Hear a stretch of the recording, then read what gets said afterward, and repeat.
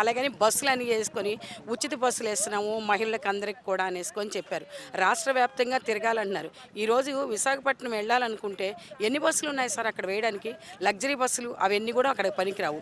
పల్లి వెలుగులు ఇవన్నీ కూడా దగ్గరలో ఉండేయే ఉంటాయన్నమాట.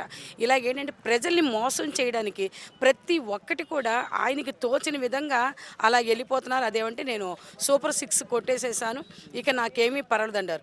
సూపర్ 6 కొడితే ఈ రోజున ఎన్నికలు పెట్టినా సరే అసలు ఈ ప్రభుత్వం మాకెందుకుంది అన్నంత దారుణంగా ప్రజలైతే ఇసికిపోయి ఉన్నారు సార్. మీరేమో ఇట్లా అంటున్నారు, జగన్మోహన్ రెడ్డి అరాచకం చేశాడు, రాష్ట్రాన్ని విధ్వంసం చేశాడు అనేది చంద్రబాబు నాయుడు చేస్తున్న వాదన కదా.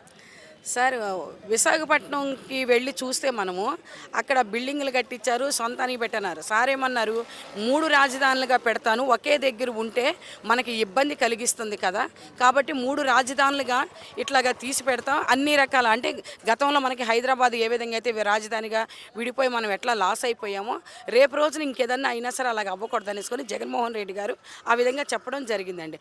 అయితే ఈ రోజున అక్కడికే వెళుతున్నాడండి చంద్రబాబు నాయుడు గారు. మీరు ఆ రోజున జగన్మోహన్ రెడ్డి గారు చెప్పిన దాన్ని నేను